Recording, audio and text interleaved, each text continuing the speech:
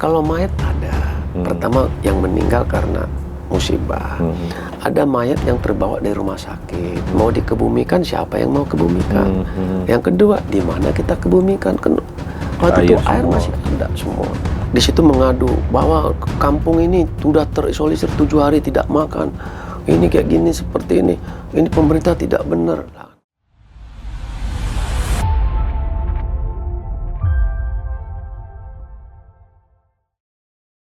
Bismillahirrahmanirrahim. Assalamualaikum warahmatullahi wabarakatuh.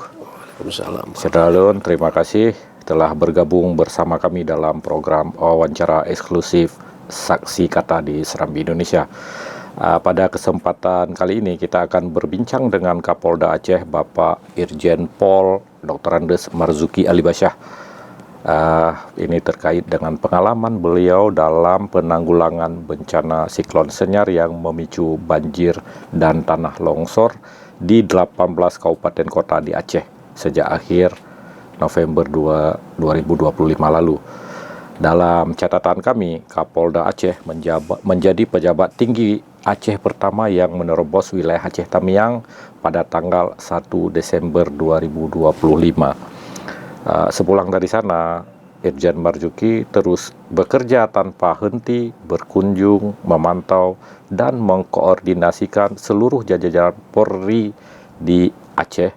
Beliau mengerahkan segenap kemampuan untuk menolong masyarakat korban banjir dan longsor. Pada hari Minggu kemarin, bahkan yang mestinya hari libur ya Pak, dan dalam kondisi kesehatan terbatas dengan tangan diimpus, Irjen Marzuki tetap memimpin berkoordinasi dengan pemerintah pusat, menembus kemudian juga tentang bagaimana proses menembus wilayah terisolir dan mengkoordinasikan langsung evakuasi serta distribusi bantuan. Nah, tanpa berpanjang lebar lagi, mari kita berbincang dengan Bapak Kapolda Aceh, Irjen Pol Marzuki Alibasyah. Assalamualaikum, Pak. Waalaikumsalam. Terima kasih telah hadir di studio kami ini, luar biasa. Mungkin ini bisa cerita sedikit Pak, kemarin tuh sempat kami lihat Bapak diimpus juga itu, kira-kira karena terlalu capek gimana Pak? Jadi begini Mas Jainal, terima kasih ini kami diundang. Kemarin itu kan Bapak Presiden datang, pada pukul 19 akan mengadakan rapat terbatas. Jadi kita membahas kesiapan kita selama ini untuk dibawa ke Bapak Presiden.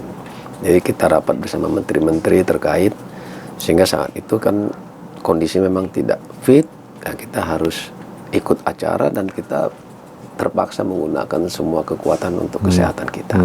Jadi diinpuslah saat itu untuk menambah tenaga. Iya. Ya, cuman dari suaranya juga kayaknya masih kelelahan, Pak ya? Kalau lelah ya pasti. Tapi kan ini bisa seger lagi kalau melihat orang itu semangat lagi. Gitu. Ya. Kira-kira apa yang mendorong Bapak ini untuk tetap aktif di lapangan ini? Meski dalam kondisi kesehatan yang agak terbatas ini ya. Begini, kita kan punya tanggung jawab menjaga staf kami tetap semangat. Kan saya nggak punya kekuatan kalau tidak ada anggota saya ini. Jadi anggota saya tidak boleh lihat saya lemes, tidak boleh lihat komandannya itu terkapar lah. Jadi kita walaupun di depan dia kita harus siap siaga, di belakang dia kita sebenarnya tidak kuat. Tapi tidak boleh menunjukkan itu. Jadi segala upaya lah kita harus semangat karena anggota lebih capek lagi dari saya. Lebih capek lagi dia. Iya, di lapangan itu ya. Tapi iyalah, tapi komandan juga harus mikir kan. Mikir kemudian lagi turun ke lapangan kami lihat. Tapi mungkin bisa diceritakan Pak secara singkat waktu pertama sekali terjadinya bencana ini ya, mendapatkan laporan apa yang Bapak lakukan loh? Sebenarnya saya itu orang yang paling sedih saat itu. Karena sebenarnya saya kan ini lagi rapat. Kapolres semua, terus Karoop, saya rapat di Jakarta. Pada hari Minggu berangkat kita rapat. Kami selesai rapatnya harusnya Kamis. Gitu. Hari datangnya? Hari Kamis tanggal 28. Pulangnya mestinya? Harusnya. Kamis 27. Iya, 27. Nah, pada tanggal 26, Itu kami nggak tahu situasi memang di Jakarta itu. Pak, hari Rabu ya? Ya, Hari Rabu Jakarta. alhamdulillah saya waktu itu pulang mengikuti Menko, pakai pesawatnya dinas, pulang bersama Menko Polkam. Di atas itu kok gelap Aceh ini, gelap pas mendarat dalam keadaan hujan. Saya tanya kapan hujannya, sejak Senin Pak hujan. Nah ini sekarang Rabu pagi. Nah baru saya tahu bahwa terjadi banjir mulai naik Rabu jam 2 malam tuh. Di beberapa daerah naik. Saya ikuti perkembangan pas hari Rabu siang sampai dengan malam itu terjadi air bandang di mana-mana. Kita monitor 18 kabupaten. Saya telepon Kapolres, kan masih rapat di Jakarta. Akhirnya saya telepon Wakapolres, habis semua, internet nggak bisa. Dan saya tunggu sampai Kamis, itu Rabu tanggal 26, tunggu Kamis, tidak ada berita apapun dari Polres. Saya perintahkan seluruh Kapolres yang ada di Jakarta pulang. Pulanglah mereka dengan berbagai cara pulang. Saya monitor para Kapolres. Kamis sore beberapa Kapolres, Wakapolres ya laporan, Pak kami begini, sudah membantu masyarakat, bantu masyarakat. Sejak pagi Rabu kami sudah bantu masyarakat. Jadi dapatlah kira-kira 14 kabupaten kota melaporkan. Saya tunggu malam Jumat 4 yang tidak laporan. Itu Aceh Utara, Aceh Timur, terus Langsa sama Tamiang tidak ada laporan. Nah, karena tidak ada laporan, saya stres. Kemana saya harus komunikasi? Kapolresnya dapat dikomunikasi, tapi tidak ada di tempat. Pulang, mereka Kapolres masih di Jakarta. Nah, Kamis malam melaporkan sudah ada di Banda Aceh dan Medan. Kalau dari Tamiang kan harus dari Medan. Saya katakan yang dari atas segera jalan darat tembus Besitang. Nah mereka pulang lewat tol nggak tembus.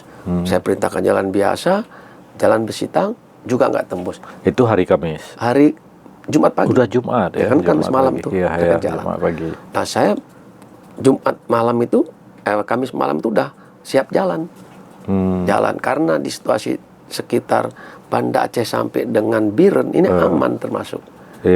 Amannya apa? Jalannya. Kalaupun jembatan putus di Pidi Jaya, tapi kan masih ada jalan alternatif. Masuk kampung ya. Gitu. Kenapa saya katakan saya harus ke tempat 4 itu? Karena 14 laporan, artinya pimpinannya tidak lumpuh. Polres tidak lumpuh, Bupati tidak lumpuh, Kodim tidak lumpuh, Batalion sebagian tidak lumpuh, karena bisa melayani masyarakat. Sehingga mereka menolong masyarakat. Saya terobos di Kutablang atau antara Biren sama Aceh Utara itu kan putus jembatan. Kutablang. Kutablang di daerah apa namanya itu. Nah di situ kan saya kirimin kapal tuh. Saya kan bawa kapal perahu. Bawa staf 850 itu. Saya bagi semua, saya bagi rata sampai ke Aceh Tengah. Itu dari Polda. Kamis itu kita apel tuh, bagikan perahu-perahu dan anggota. Taruh perahu di situ, kita nyebrang.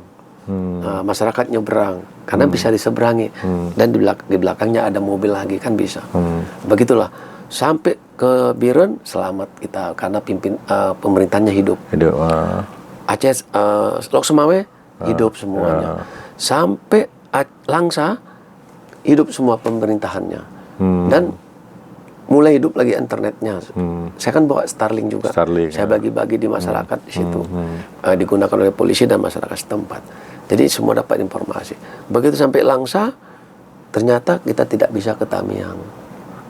Airnya tuh terakhir masih satu dada. Dari Medan pun masih sedada. Nah, bahkan saya sampai ke Langsa, Kapolres belum ada. Karena kan dari Medan. Nggak bisa tembus ya. Langsa, Aceh Timur, Aceh Utara itu Kapolresnya nggak bisa. Karena nggak bisa pulang.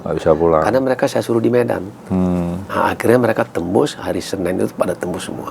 Hari Senin baru tembusnya Pak Senin sore. Kapolda. Senin sore. Enggak, Pak Kapolda, kalau dari Langsa ke Tamiang akhirnya tembusnya kapan? Tembus jam 2 siang. Hari Tanggal 1 itu, hari Senin. Senin ya. Ya.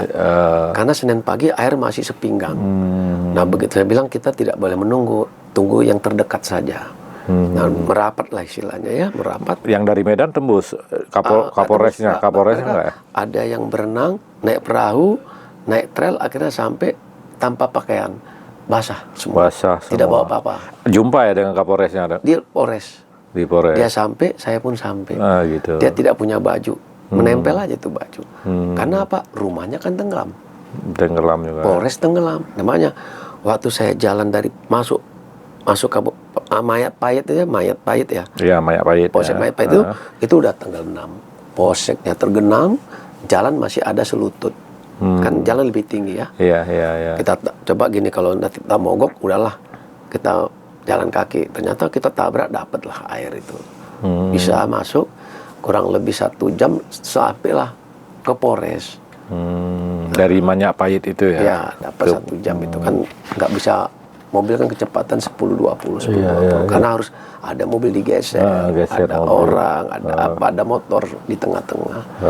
Nah, sampai ke Polres, seluruh jalan raya itu penuh dengan mobil tuh. Kita analisa kenapa lah tadinya ada mobil banyak. Iya, macam terparkir di jalan gitu ya. Nah, di pom bensin saya lihat itu mobil rapi-rapi semua. Penuh pom bensin, karena rupanya di ketinggian pom bensin itu. Nah, jalan Jadi itu dia ngungsi ke sana, mobil diungsikan ya. 4 pom bensin saya lihat semua mobil baris. Iya. Artinya mereka menganggap tempat tinggi adalah pom bensin. Baris di jalan raya, baris. Karena kan jalan itu tinggi daripada lokasi. Iya. Nah, di Polres itu juga gitu, nggak ada satupun mobil di halaman. Di jalan semua. Bawa ke jalan. Nah, ternyata airnya lebih 3 meter. 4 meter ya, mobilnya tenggelam mobil itu di jalan itu, Di jalan. Nah, itulah analisa kita, ini tenggelam karena Polres juga tenggelam. Kenapa baris rapi? Ternyata mereka tenggelam. Nah, orangnya mana? Ada yang sudah naik kapal perahu, ada sudah berenang, macam-macam lah ya. Nah, sampai saya ke Polres, saya cek anggota cuma 5 orang. Saya lihat batalion 111 udah tenggelam. Kan dekat antara Mayat Pahit juga. Itu. Saya cari di mana Pak Bupati CS. Rupanya kumpul lah di satu tempat. Kita ke sana, Bupati ditemani 3 orang stafnya. Saya ditemani 3 orang Polres itu. Kodim 2 orang. Memang nggak bisa mencari. Stafnya kan nggak bisa dicari karena semua banjir kan di atasnya. Nah, sampai hari ini pun anggota saya belum terkumpul 85 orang ya. Laporan tadi malam kita update terus dari 569 di Polres Aceh Tamiang itu baru melaporkan diri kurang lebih 85 yang belum melaporkan diri. 85 tadi orang. malam. Kami nggak tahu hilang atau meninggal gitu. Tapi ya yang kalau sekarang nggak ada yang meninggal ya, anggota Polres yang ditemukan. Yang sekarang yang ini 85 kami belum tahu. Belum tahu itu ya. Nah, Kodim juga begitu. Kalau Kodim sudah dapat laporan 3 persitnya hanyut, hilang, meninggal. Kalau ke kami anaknya aja 1 meninggal. 11 tahun atau 12 tahun itu. Tapi kalau anggota nggak ada laporan ya. Cuma yang 85 belum ada kabarnya. Tapi untuk mudah-mudahan ibu selamat. Bayangkarinya sudah terdaftar semua selamat. Nah, ini tinggal polisinya. Nah, kan kita bisa jadi sedang bantu masyarakat di pedalaman gitu ya. Makanya kita bisa bantu melapor, di kampungnya. Terus tidak ada, kan ini Tamiang masih sebagian banjir. Iya. Bukan banjir, belum bersih lah airnya. Airnya ya masih tergenang. Mungkin dia rumahnya belum bisa dibersihkan, belum bisa jalan, dan tidak ada baju. Tidak ada baju mereka untuk dinas. Baju preman pun, baju biasa pun mungkin basah semua.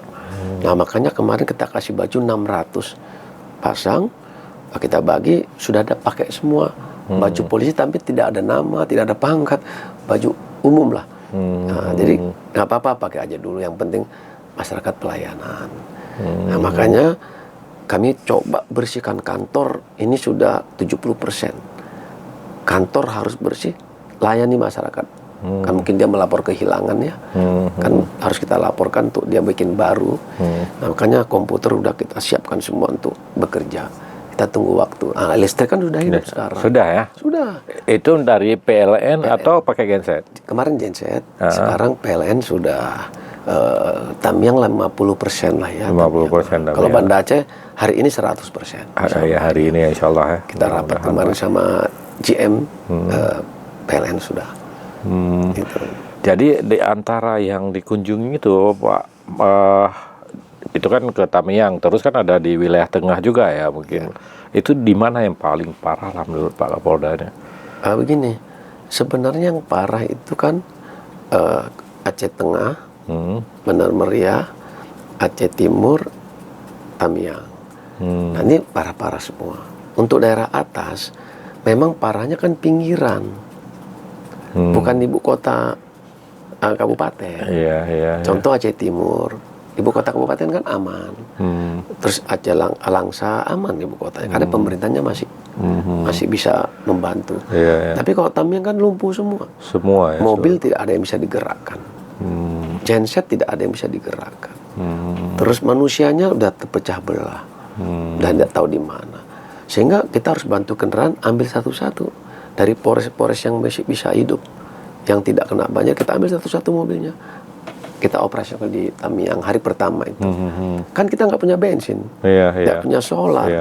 Nah kita bawa drum dari Aceh Utara ke depot beli, kita bawa standby kan di situ. Yang punya genset kita kasih untuk hidup sementara. Kami juga harus hidupkan genset. Saya kan sewa forklift, sewa doser dari Medan itu ya, untuk membersihkan jalan-jalan. Nah itu kan butuh bahan bakar. Itu kami adakan dari Aceh Utara atau Lok Semawe tepatnya, dari depot beli pakai drum. Waktu itu saya stok 3 ton lah. Nah itu kalau nggak ada itu kan nggak, komunikasi lalu lintas kan putus ya. Kita harus geser mobil satu-satu. Karena yang bisa diandalkan hari ini kan cuma TNI, Polri, dan pemerintah daerah. Sementara masyarakat kan relawan-relawan waktu itu kan belum ada. Jadi ada yang bilang apa namanya, Tamiang pada hari itu macam tsunami ya. Seperti Begini, itu ya. Saya kan bisa katakan itu karena saat itu kan tsunami pertama terjadi, saya hari kedua sudah di Banda Aceh. Saya lihatlah di kampung saya itu di Lampase itu seperti ini. Berarti tidak jauh beda dengan ada di Tamiang ya. Karena saya merasakan ya, tidak jauh, kota mati. Bagaimana masyarakat ada di depan rumah nggak ada makanan, ada di depan rumah nggak ada minuman. Akhirnya mereka kan menunggu bantuan. Sementara yang didaratkan lewat heli kan tidak sebanyak yang diharapkan. Tapi untuk sementara bisa. Tapi kan ini masyarakat takut ya, berebut. Siapa dapat banyak simpan. Ya kan nggak akan cukup seperti itu. Iya, mestinya disalurkan dulu, bisa semua ya. Ini kan karena pemerintahnya mati, kan tidak bisa diatur. Di mana mau ditaruh pun nggak bisa. Akhirnya mereka kumpul di titik-titik tertentu. Kita drop di titik-titik tertentu dengan cara melempar lah ya. Ada yang normal kenanya, ada yang tidak normal jatuhnya. Nah makanya kita juga cari solusi. Kita bungkus plastik sampah lagi, kita wrapping, kita lempar. Alhamdulillah tidak pecah. Itu plastik besar ya ukuran. Yang ukuran 1 ton. Istilahnya 100 kilo ya. 100 kilo, bukan 100 kilo. 1 meter kubik. 1 meter sampah besar sampah ya. itu kan besar itu yang 1 meter kubik itu. Itu kita double 2, kasih wrapping, lemparin. Nah, alhamdulillah memang banyak di air. Di atas air ya. Di atas air kita lemparnya. Tapi itu resiko sebenarnya juga Pak ya, kalau helikopter ya. Ya semuanya memang ada resikonya. Tapi kalau nggak meninggal orangnya kalau nggak dibantu gitu ya. Ya serba salah lah. Jadi inilah namanya pengambilan keputusan. Itu sangat penting. Di Polri kan sering diajarkan cara mengambil keputusan. Karena kita diam aja itu adalah keputusan. Daripada keputusan kita diam kan lebih baik berbuat. Udahlah salah nanti kita pikirkan. Yang penting kita terjang dulu, bisa memberikan bantuan dulu gitu. Nanti salah nantilah. Iya. Memang harus diambil ya. Iya. Kalau di antara itu mungkin ada yang paling memprihatinkan di Aceh Tamiang pada saat Bapak masuk itu, kira-kira yang paling kemudian membuat yang meninggalkan kesan mendalam lah kondisi Aceh Tamiang hari itu, Pak? Jadi gini, saya pas masuk sedihnya begini, tidak ada kekuatan yang bisa saya gerakkan. Karena anggota saya sendiri nggak ada. Makanya saya bilang sama Bupati, Kapolres Dandim, dan Yon, kalau saya di sini lama-lama, kalian tidak dapat apa-apa. Jadi saya harus pulang. Kan saya juga komunikasi putus-putus ini. Insya Allah saya balik, saya bilang. Nah, pasukan saya kan belum sampai. Nah begitu saya merapat. Itu sampai Bapak kalau sampai Tamiang tuh berapa orang yang Saya 4 mobil, berarti kurang lebih waktu itu saya 12 orang. 12 orang. 12 orang. Pasukan tertinggal di belakang. Kan pasukan pencar-pencar bawa barang, bawa bahan kan tidak bisa. Enggak Saya waktu itu cuma bawa beras 800 kilo. Itu untuk mengantisipasi saja. Itulah mobil kita bawa barang 800 kilo, jadi kita juga nggak bisa bawa macam-macam. Hanya bawa beras. Nah, minum sebagian lah. Nah, akhirnya kita jalan, taruhlah beras di pos yang ada Bupati Dandim. Inilah yang bisa saya bawa duluan. Manfaatkanlah sebaik-baiknya dulu. Nah, saya pulang ke Langsa, disitulah saya kontak ke BNPB, saya lapor ke pimpinan saya, terus disitulah mulai tahu semua bahwa Tamiang itu lumpuh. Waktu jumpa Bupati pertama? Ya Bupati bilang sama saya, mohon maaf, saya sudah 4 hari belum mandi. Ini bajunya masih ini terus. Ya saya nggak apa-apa, bau-bau juga. Yang penting selamat lah, saya bilang. Yang penting saya datang ke sini mau minta bantuan sebanyak-banyaknya untuk merecovery pemerintahan dulu, saya bilang. Akhirnya saya nggak lama lah, 2 jam lah saya pulang. Setelah mengkonsolidasi, ngecek, kan kita bawa Starlink ya. Kita hidupkan Starlink, masyarakat udah kumpul semua, melaporkan keadaan dirinya masing-masing kepada keluarganya. Saya tinggalkan 3 Starlink waktu itu. Nah, untuk masyarakat ya. Nah, mereka bisa berkomunikasi. Itu kehidupan betul-betul panik lah masyarakat di sana ya. Waktu itu memang sudah terdata 72 titik pengungsian waktu saya pulang. Kan mereka masih mendata lagi, melaporkan ke lokasi. Saling tanya lah waktu itu. Memang betul mobil terhampar di mana-mana waktu itu. Itu ya. Terus ada yang bilang terus di sekarang ada bau busuk ya di Tamiang. Kemarin sempat ada yang viral-viral orang ngomong banyak mayat di dalam mobil. Itu kemudian gimana, Pak? Begini, kalau mayat ada. Pertama yang meninggal karena musibah. Ada mayat yang terbawa dari rumah sakit. Ya, karena rumah sakit tenggelam. Rumah sakit kan lantai 1 tenggelam. Pasien kan udah ada semua. Sudah itu dokter kan pada istilahnya ya menyiapkan keluarganya juga, karyawan juga gitu. Praktis saat itu rumah sakit kosong. Ya mayat yang terdampar kan tidak bisa diapa-apakan. Mau dikebumikan, siapa yang mau kebumikan? Yang kedua, di mana kita kebumikan? Waktu itu air masih ada semua. Dan sampai hari ini banyak titik belum berhenti airnya. Itu. Tapi udah dicek ya sama anggota ya. Kalau dibilang di dalam mobil itu karena ada videonya tutup hidung semua. Begini, kita pakai masker. Karena begitu hari Kamis itu sudah nggak hujan. Sudah nggak hujan. Akibat nggak hujan terjadi kekeringan. Kekeringan itu debunya sangat sadis. Debu yang pasir tadi itu, wah, kan kita bersihkan jalan tuh ya, debu harus pakai masker, bukan untuk nutupi bau. Masker itu memang sengaja kita siapkan. Nah, perintah saya kan cari yang mobil terjebak. Nah, saya belum dapat laporan ada mayat sih. Tapi kalau mayat ada di pasar, itu apakah mayat korban atau mayat rumah sakit, belum bisa diidentifikasi. Memang di sana ada yang sudah dikuburkan, tapi ada yang kita sita jarinya untuk DNA. Jadi nanti keluarganya datang, kita tes DNA, sudah kami kuburkan di titik nomor 1, nomor 2, itulah keluarga kamu. Nah, gitu. Kan nggak mungkin kita membanding-bandingkan segera. Sudah ambil bagian tertentu untuk dites DNA-nya, kasih tanda, kita kebumikan, nomor 1, 2, 3, 4. Nanti kalau ada melapor, kita tinggal ambil sampel darahnya, bagaimana DNA-nya, kamu ada di titik 70, umpamanya 80 gitu. Selama ada laporan. Ya, terus apa kira-kira tantangan terbesar untuk menembus wilayah terisolir ini, untuk memberikan bantuan itu? Pertama adalah ketakutan. kita kan juga ketakutan terjebak, tidak sampai kan ke lokasi. Ya kalau tiba-tiba air bandang datang di tengah, kita terdampar kan, kita jadi ditolong orang. Kan ketakutan dulu. Terus nggak bisa menolong. Nggak bisa menolong, kita ketakutan. Karena apa? Sesiap-siap jaga kita, kan namanya banjir itu nggak tahu kita datangnya kapan. Nah itulah ketakutan kita. Tapi ketakutan itu dengan semangat bisa hilang. Sudah, pokoknya apa yang terjadi masuk, nanti urusan kemudian.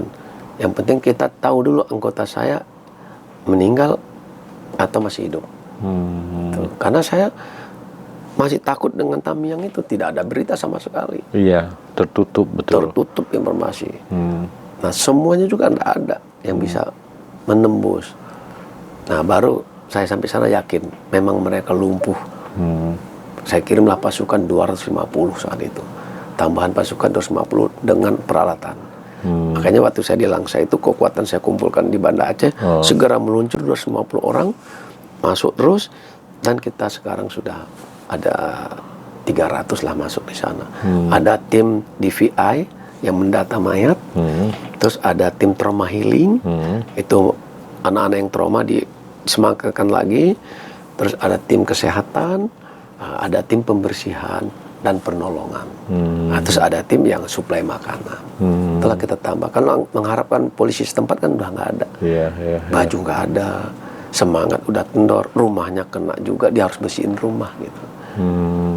Jadi asrama kita kan tenggelam juga semuanya. Kalau sekarang kira-kira di Aceh Tamiang per hari ini atau kemarin itu gimana udah? Per hari ini kan tadi malam listrik sudah nyala, terus kehidupan sudah mulai ada, terus makanan sudah mulai banyak datang, dan alhamdulillah 2 hari yang lalu pasar Kuala Simpang udah buka. Artinya bergeliat lagi masyarakat. Kita terima kasih dengan adanya itu kan orang makin semangat membantu. Udah ada kehidupan lagi. Kalau di wilayah tengah ini kan beda. Tamiang tadi kan kena nampak banjir di mana-mana. Kalau wilayah tengah sepertinya menurut kami kan nggak terlalu dampak banjirnya, tapi mereka terkurung gitu karena putus jalan-jalan akses putus. Itu gimana Pak? Karena ada yang sampai bilang masyarakat bikin SOS yang besar, itu melihat Bapak sendiri. Begini, untuk wilayah tengah di situ kan ada Aceh Kailues, Benar Meriah, Aceh Tengah. Walaupun mereka terputus, alhamdulillah masih ada bandara. Gitu. Di Rembele. Memang putusnya sangat parah. Masuk dari Simpang Kakak nggak bisa, Jalan Elak, masuk Birin. Dari Juli nggak bisa, masuk dari Kailues nggak bisa. Tapi karena ada dia pesawat yang bisa mendarat, alhamdulillah bahan bakar didroping dari udara. Kita bukan saya ya, BNPB itu menyewa Hercules sekali bawa 4 ton bahan bakar. Nah itu dibagi 2. Terus jalan terus, makanan suplai banyak. Nah karena polisi, TNI dan pemerintahnya tidak kolaps, itu bisa ditransfer makanannya. Nah yang di titik tertentu, sekarang kan Babin Kamtipmas, terus Babinsa itu kan lagi jalan nyari titik-titik yang tidak dapat terjangkau oleh makanan. Mungkin makanannya tidak ada, orangnya bisa diselamatkan. Nah itu kirim koordinatnya, catat, kita drop dengan pesawat, dengan heli. Nah kadang-kadang kan kita tidak punya jaringan tuh. Nah kita tidak dapat, tapi kita tetap patroli. Patroli. Jadi Kapolres laporan, Pak nanti patroli daerah sini. Nah kita patroli di situ. Kalau nemu kita lempar. Nah sekarang kan Babin Kamtipmas, Babinsa, desa itu jalan cari desa-desa dia yang belum dia data. Berarti karena ada Babin Kamtipmas di sana ya, masing-masing desa. Dia bertanggung jawab bikin laporan ya. Iya. Ke Kapolres. Kami kan drop terus nih. Polri kan ada 4 heli, TNI juga, terus BNPB, terus semua ada sekarang membantu. Setelah dia kasih koordinat, kami bantu. Jadi kalau dibilang kami belum makan 7 hari, saya rasa apa benar kalau orang tidak makan 7 hari masih bisa bicara ya? Nah kan begitu, kita kan bisa juga kita menganalisa. Tapi karena orang dalam kolaps, apapun omongan dia kita anggap benar lah, gitu. Tapi nggak mungkin lah bertahan segitu lama kalau nggak ada sedikit makanan ya, pasti ada. Nah, kira-kira kalau seperti itu kan, ini kan banyak hoax ya. Terus ya di dalam bencana ini itu kan jadi bingung masyarakat kadang apa benar, apa seperti ini, karena itu kan butuh kejujuran sebenarnya dari siapa saja ya, dari korbannya juga, mungkin orang-orang yang terdampak itu. Nah, kira-kira apa sih pesannya Pak Kapolda ini agar masyarakat tetap tenang, terus memberikan informasi yang jelas, yang akurat. Jangan nanti kan udah dikirim pesawat, ternyata orangnya nggak seperti yang dilaporkan. Itu gimana Pak? Jadi begini, ini kan orang boleh cerita, karena dia dalam bayang-bayang. Kalau kami kan yang di lapangan, kami kan juga mendapat share-share medsos lah dari orang. Kami baca-baca. Dia di situ mengadu bahwa kampung ini sudah terisolir 7 hari tidak makan. Ini kayak gini, seperti ini. Ini pemerintah tidak benar. Nah, dia kan adanya di Jakarta. Mungkin dia telepon keluarganya, telepon di situ nggak masuk-masuk, terus berasumsi. Nah, kami datang ke sana. Ternyata di kampung itu nggak ada orang. Karena sudah mengungsi. Nah, tapi kan ini jadi jelek bagi kami. Harusnya kan cukup, Pak, tolong lihat di kampung ini apakah sudah dapat. Lihatlah di kampung ini, Pak, bantu kami, bukan menyerang. Banyak dapat saya sampaikan, tolong jangan berita ini yang kamu share. Kamu cari titik mana yang tidak ada, kami datangi. Kalau kamu lihat pemerintah nih numpuk-numpuk barang, nih lihat nih barang ditumpuk-tumpuk nggak dikirim. Barang memang harus ditumpuk untuk didistribusi. Menumpuk barang kan kalian kirim barang, itu kan belum dipisah. Supermi ya supermi semua. Umpamanya roti, 1 dos roti semua. Kan bagusnya kan satu plastik itu 1 hari makan, itu terdiri dari air, kue, nah, beras sekilo, roti sekian. Itu kan enak ngasih ke orang. Nah, kami harus milah-milah lagi. Tuh. Karena kebutuhan di desa itu tidak sama. Makanya marah-marah aja medsos. Makanya saya bilang jangan begitu. Kami datangi setiap ada laporan. Makanya saya minta titik koordinatnya mana, kami datang. Itu kemana kami? Misalnya masyarakat ini ya mau melapor, itu kemana mereka harus melapornya? Boleh ke medsos saja boleh. Kalau dia punya medsos, buka link-link Polri, buka link-link TNI, BNPB, kirim. Kalau dia kenal polisi pasti sampai ke kami.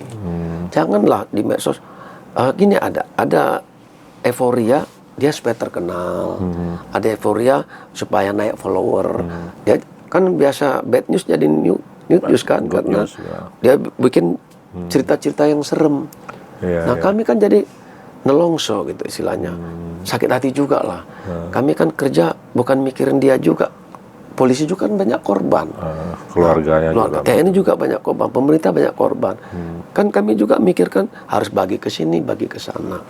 Tapi kemarin tuh di Pame kan saya kirim anggota off-road saya, itu saya kirim 2 lokasi, tembus dari Juli, tembus dari Tangse, Gelempang, masuk ke Aceh Tengah. Ini sampai hari ini hari ke 14 ya, hari ini 14 belum tembus dari lewat Pame. Baru tembus Pame. Begitu mereka tembus Pame kan saya kasih Starlink tuh, ngasih kabar, Pak sampai Pame tembus. Oke, berapa masyarakat? Ada 700. Oke, saya drop karena sudah tembus, saya drop 1,5 ton beras. Tolong bagikan, saya bilang. Nggak sampai 2 jam sampai beras. Kami drop, ambil dari Bulog, kami drop 1,5 ton, dibagi-bagi. Saya perintahkan tembuskan sampai Aceh Tengah. Pakai off-road ternyata nggak bisa tembus, ada jalan putus 4. Mereka jalan kaki, tembus 4. Pak, ini baru dapat 4. Jalan putus. Kami nggak bisa tembus. Ya sudah, bantu masyarakat situ cari di titik lokasi kamu jalan, cari, kirim koordinat. Nah, karena saya bekalin Starlink kan alhamdulillah.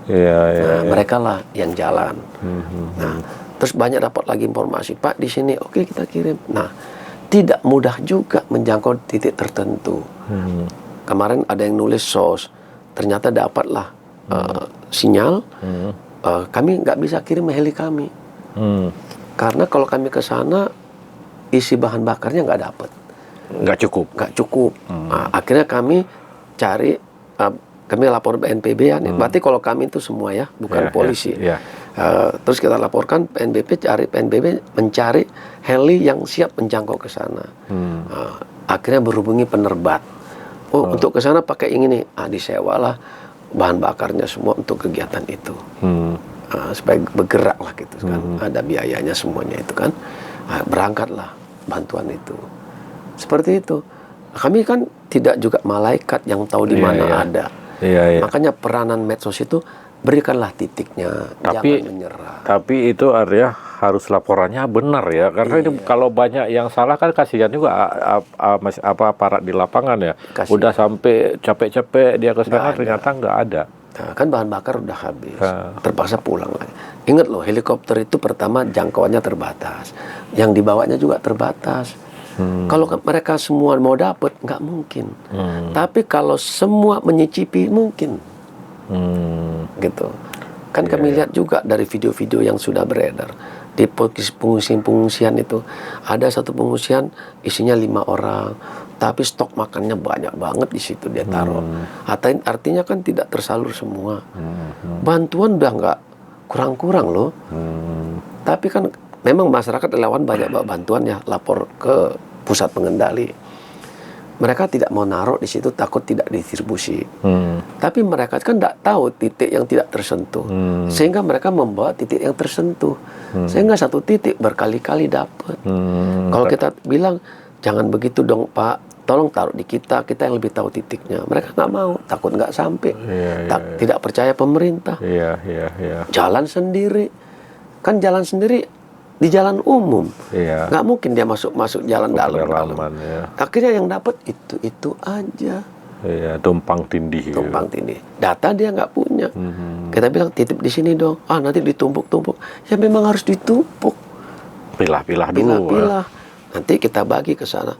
Karena kalau yang lebih pinter, mereka ini WA-nya, Pak, kami butuh ini. Butuh pampers, butuh susu. Karena di sini ada bayi. Kita kasih. Dan juga kita pecah-pecah barangnya. Itu. Mereka nggak tahu. Kita lempar aja nggak butuh. Sekarang ini kalau kita kasih beras, apa bisa di kampung itu? Masak nggak bisa. Nggak bisa masak. Nggak ada gas atau nggak ada api. Nah, sekarang kan, sana kasih kue dulu. Air bersih juga susah, Pak. Gitu seperti itu. Mereka kan nggak bicara secara umum, parsial dia ngomongnya. Saya lapar gitu. Sementara nggak mikirkan kami bagaimana sampai ke sana. Nah Pak, terakhir mungkin bagaimana tanggapan Pak Kapolda ini terkait kondisi listrik, BBM, gas yang mungkin masih langka ya. Kemudian langkah apa yang dilakukan kepolisian untuk memastikan ini distribusi berjalan, masyarakatnya tetap tenang, karena kan bisa panik itu kemarin itu. Betul Bang, jadi begini Bang Jainal ya, memang medsos ini bagus untuk kita gunakan juga untuk media informasi. Jangan dikira nih polisi itu tidak ngurusin pasar. Kami tiap hari mengecek namanya harga, ketersediaan. Itu tiap hari dicek itu sama polisi. Intel tuh masuk, kenapa barang langka, kemana dibawa. Terus kita koordinasi dengan pemerintah yang menanggulangi bahan bakar, bahan baku makanan, telur, apa. Itu selalu komunikasi dengan kadis-kadis. Nanti laporan, Pak, kecukupan bahan bakar ada, kecukupan makanan ada. Tapi di pasar kok harganya tidak sesuai. Oke, lihat paritasnya berapa, naik turunnya. Cukup masih wajar. Nah, kalau kayak harga telur naik sampai 150%, kan tidak wajar. Kita cek, ternyata masuknya kurang, wajar. Seperti itu. Ya, kalau masuknya lengkap, barang hilang, itu kita tangkap. Banyak yang kita tangkap. Tapi kita tidak ekspos. Tangkap banyak. Bahan bakar juga demikian. Jadi begitu kita lihat, contohnya Banda Aceh. Apa sih di Banda Aceh ini yang kurang? Dia tidak terdampak juga kok. Tapi kenapa terjadi kepanikan? Karena pertama kepo. Kedua, aktivitas nggak perlu dia lakukan. Pengen tahu banjir di mana. Agar kebutuhan sama. Nah, kedua ketakutan akan tidak dapat. Ketakutan akan bencana akan datang. Sehingga belanja yang tidak harus, belanja tumpuk. Bahan bakar yang tidak harus, buru-buru dia tumpuk. Nah, dimanfaatkan oleh kejahatan. Dia nggak apa-apa, dia antri di pom bensin 5 jam. Tapi dapat bahan bakar, pindah ke botol, jual 500.000 juga dapat untung. Lumayan kan gitu. Nah, itu kita tangkep. Jadi banyak yang memanfaatkan. Stok telur dilepas pelan-pelan, itu kita tangkepin. Ya, jadi begitu kita kasih informasi, hasil informasi dari Pertamina, Aceh, Banda Aceh ya khususnya, cukup bahan bakarnya. Ini untuk 18 jam. Bagaimana untuk 18 jam dipakai untuk 3 jam? Ya semua numpuk dong. Iya. Masyarakatnya kan kalut ya, karena mereka istilahnya kalut, panik lah ya bahasa bagus sekarang ini, panik buying lah. Panik buying ya. Terus kepo lihat orang, ikut antri. Ikut antri dia itu kan. Soalnya ini katanya BBM langka, tapi orang mutar-mutar semua. Ya.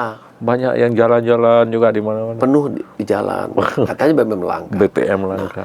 Kita kan gini, begitu kejadian kan yang kita stok pertama, kita cek pertama adalah gas, air, dan BBM.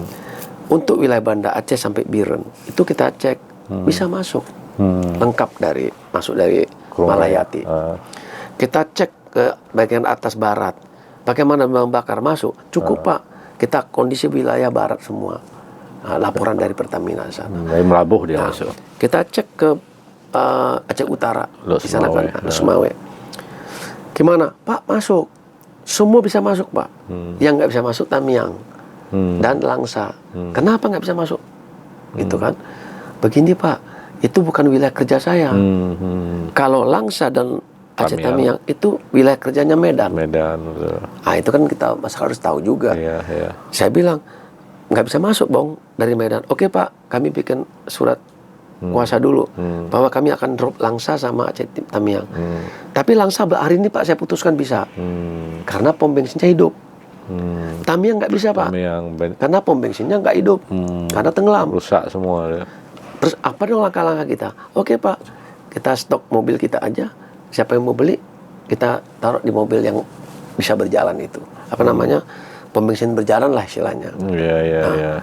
Oke, tolong siapkan. Dan kita bicara gas. Ternyata kita hubungi gas. Pak, gas akan masuk lewat pelabuhan Krunggukuh dari Batam, terus Medan, pakai mobil tangki. Mobil tangki, nanti kita isi di Lok Sumawe. Kita teleponin itu, Pak Razali Husin itu, Iswana Migas. Tenang Bang, pasokan gas aman. Nah, orang panik kan beli-beli. Nah, contoh Aceh Tengah, gas nggak ada, dikirim pakai pesawat. Gas 3 kilo. Dikirim. Nah, jadi kepanikan masyarakat itu kami udah mikirkan. Cuma kan tidak langsung serta-merta. Iya. Pertama gini, coba gas. Nggak mudah loh ngangkat gas ke Aceh Tengah. Kita bicara sama pilot. Rapat sama, bukan saya ya, ini panitia sama. Rapat lah. Berani nggak bawa gas dalam pesawat? Ntar tanya dulu orang ahli tekanan. Rapat. Boleh Pak, ketinggiannya nggak boleh sekian. Hitung lagi, gunungnya tinggi berapa? Oh bisa nggak? Akhirnya kita pakai namanya line rope, apa istilah tali yang digantung di pesawat itu. Line rope itu apa? Tali lah ya. Line rope itu. Jadi diangkut dengan di bawah itu. Gitu. Itu dipikirkan Pak Presiden loh. Nggak bisa dalam pesawat. Kita gantung bagaimana? Bisa digantung, tapi ketinggiannya diperhatikan. Nah, itu sampai segitu. Bahan bakar gimana nggak bawanya? Sewa pesawat? Oh bisa, Hercules. Oke, bisa nggak bawa bahan bakar? Bisa Pak. Syaratnya ada, tongnya harus baru. Segelnya harus kayak dilas gitu. Oh gitu aturannya ya, diikuti. Ternyata bisa bawa 4 ton sekali jalan. Bawa. Jangan dikira masyarakat tidak dipikirkan. Tapi kan jangan dipikirkan parsial, kita pikirkan umum. Jangan menghina pemerintah terus. Coba, saya dapat beritakan, Pak kami sudah ke lapangan, tapi pemerintah nggak sigap seperti ini. Saya bilang, Mas, coba Mas sekali di posisi saya. Yuk, ikutlah kamu dalam pesawat. Ayo ikut dalam pesawat. Kamu lihat teknik kami.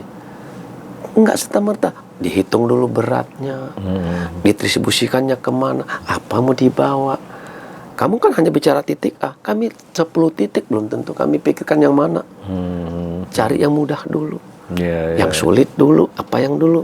Nah, kalau kamu sudah masuk ke kami, baru kamu tahu sulitnya mengatur banyak orang. betul. Baru dia minta maaf. Janganlah kamu kasih sekarang informasinya nggak benar. Kita mintalah, tolonglah ya, bantu kami pemerintah, kasihkan titik-titik saja yang belum, nggak usah berkomentar. Gitu. Dan banyak WA saya juga, Pak terima kasih sudah sampai. Nah, tapi kalau kurang ya pasti helikopternya kan nggak banyak bawanya. Ya, terkait nanti kan ada panik buying ini ya, karena ada oknum-oknum yang menimbun ya, mereka kemudian antri BBM, antri gas juga, pasti mereka menimbun kemudian jual dengan harga yang mahal. Nah ini mungkin Pak Kapolda ada sudah perintah ke jajaran, mungkin ini ada ditangkap yang seperti ini ya. Ya begini, kalau itu bukan perintah lagi, bukan perintah sekarang, polisi sudah tahu, intel sudah tahu, jika ada pasti ditangkap, dan banyak ditangkap. Ada yang tangkap Pasti. tapi harusnya dipublikasi lah Pak ya.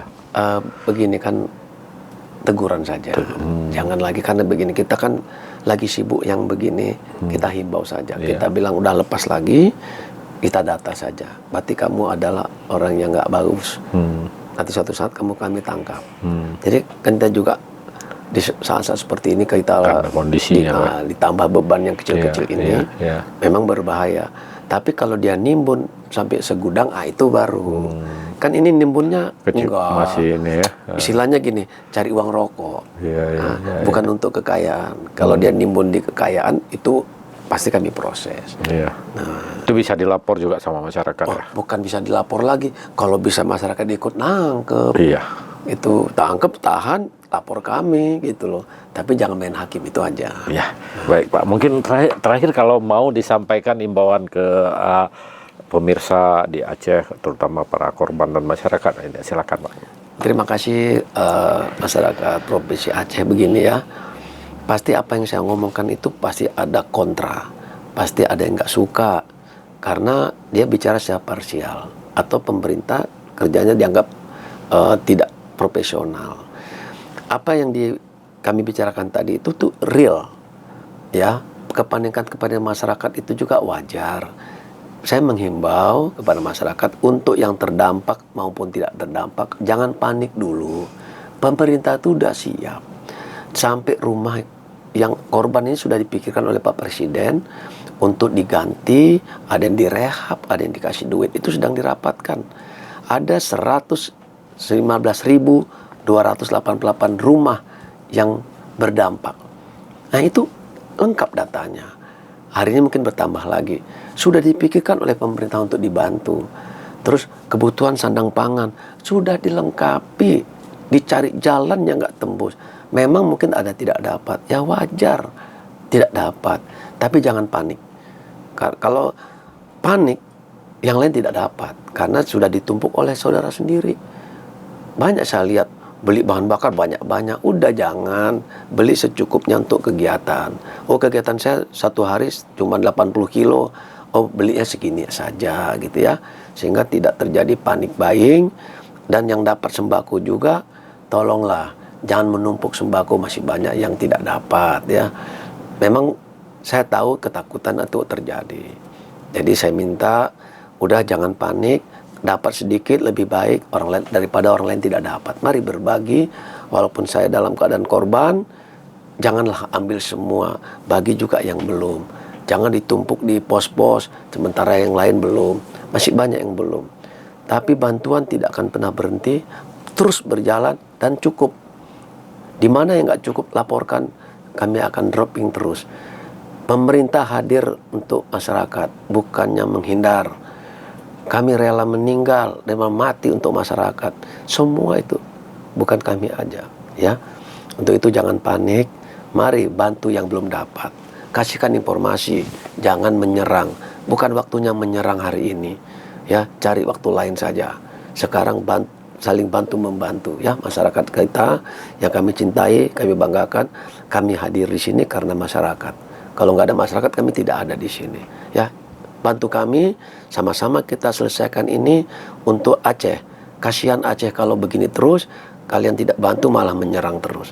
Ya, itu saja pesan saya. mari sama-sama kita hidupkan kembali Aceh supaya lebih maju, ya, tidak tertinggal lagi. Terima kasih. Itu Bang Jainal yang dapat saya sampaikan. Terima kasih banyak Pak Kapolda Syaralun. Demikian perbincangan kami dalam program Saksi Kata. Pak Kapolda ini beliau sebagai salah satu saksi yang melihat langsung bagaimana kondisi ketika membuka wilayah-wilayah terisolir di Aceh akibat bencana. Kita harus mendukung apapun yang dilakukan oleh pemerintah pasti untuk demi kebaikan masyarakat dan kehidupan masyarakat Aceh ke depan. Saya Zainal Arifin M. Nur, kami pamit undur. Insya Allah kita jumpa di lain kesempatan Pak. Terus tetap semangat kepada seluruh jajaran Polri dan seluruh perangkat yang terlibat dalam membantu masyarakat Aceh. Mudah-mudahan Aceh ke depan lebih baik. Saya akhiri, billahi taufiq wal hidayah. Assalamualaikum warahmatullahi wabarakatuh. Waalaikumsalam warahmatullahi wabarakatuh. Download Tribun X sekarang, menghadirkan lokal menjadi Indonesia.